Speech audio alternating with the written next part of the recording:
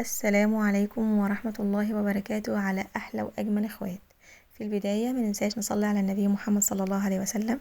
وتعالوا هنعمل النهاردة مع بعض هنعمل رز بلبن كريمي من غير مكونات كتير خالص.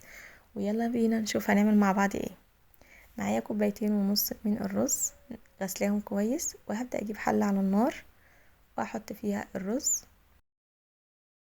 مفيش أسهل ولا أسرع من كده. وبعد كده هحط مية، هبدأ اللي أنا أزوده طبعا هنا زودته بالمعتاد، وهوريكم ان انا هحط كمان حوالي مج من الشاي كمان. واول ما يغلي معايا هغطي عليه واسيبه على نار هادية لغاية ما يستوي معايا. وهنا بعد ما استوى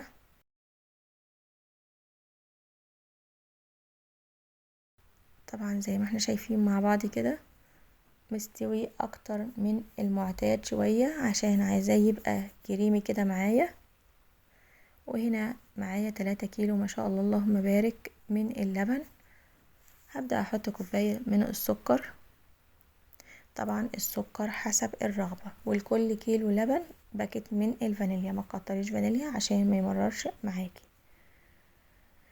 وهبدأ ان انا ادوب المكونات اللي هو السكر والفانيليا، مش هنحط مكونات اكتر من كده. هو السكر والفانيليا واللبن والرز، مش هنزود اكتر من كده. مفيش اللبن الرز بلبن اقتصادي اكتر من كده. تمام يا حلوين، تمام يا حلوين. وبعد كده هحط الرز طبعا اللي انا سويته معاكم. وطبعا اول ما انزل الرز ايدي فيه اقلب فيه كويس جدا، ما شيلش ايدي عشان ما يشتش، لان الرز بلبن لو شاط معايا بجد طعمه بيغير تماما.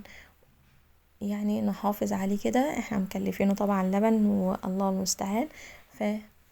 ايدينا فيه كده وهيربط معاكي، ما تخافيش، ما هتحسي اللي في الاول ايه ده الرز فين، اللبن كتير، لا خليكي معايا وهنشوف الخطوات واحده واحده. طبعا انا مش بضيف نشا ولا بضيف اي مكونات تانية على الرز بلبن، بجد هيطلع معاكي كريمي والطعم حكايه، وكل اللي هيدوق هيقولك انتي عامله ازاي.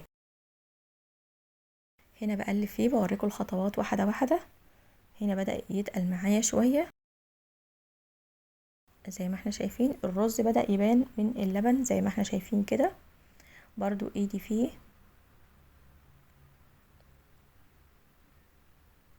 مين لسه ما حطش اللايك والاشتراك والكومنت؟ يلا حط اللايك والاشتراك والكومنت عشان يوصل لكم مني ان شاء الله كل جديد. وبجد يا ريت كومنت جميل كده عشان تشجعوني وتحفزوني ان انا اعمل لكم فيديوهات اكتر واكتر باذن الله. وهنا الرز ما شاء الله ربط معايا من غير نشا ولا اي حاجه خالص.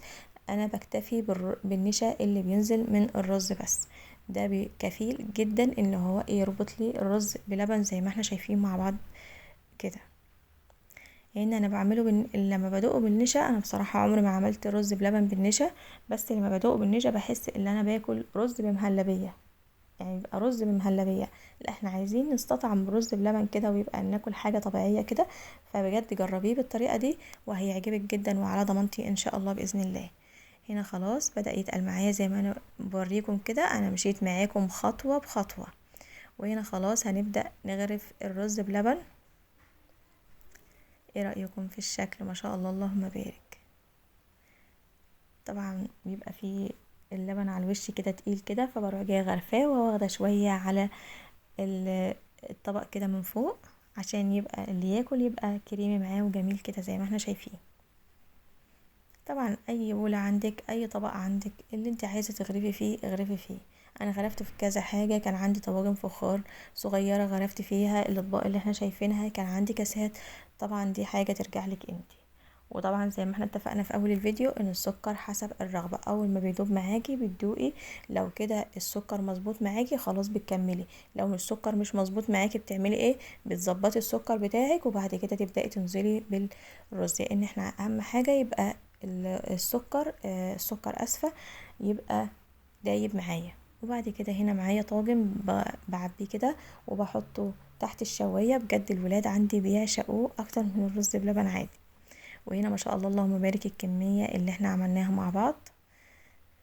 بألف هنا وشفا على كل اللي كل.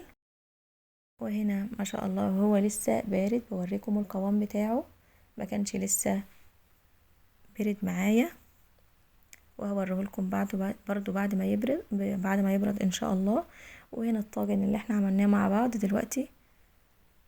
ايه رأيكم؟ هنا بقى جبت لكم الرز بعد ما برد خالص، وتعالوا نشوف القوام بتاعه عامل ازاي. ما شاء الله اللهم بارك، من غير اي اضافات تماما، وحاجة اقتصادية كده وجميلة. ويلا ما تنسناش من دعواتكم الجميلة واللايك الجميل، واشوفكم في فيديو جديد ووصفة جديدة، والسلام عليكم ورحمة الله وبركاته. مع السلامة يا احلى واجمل اخوات.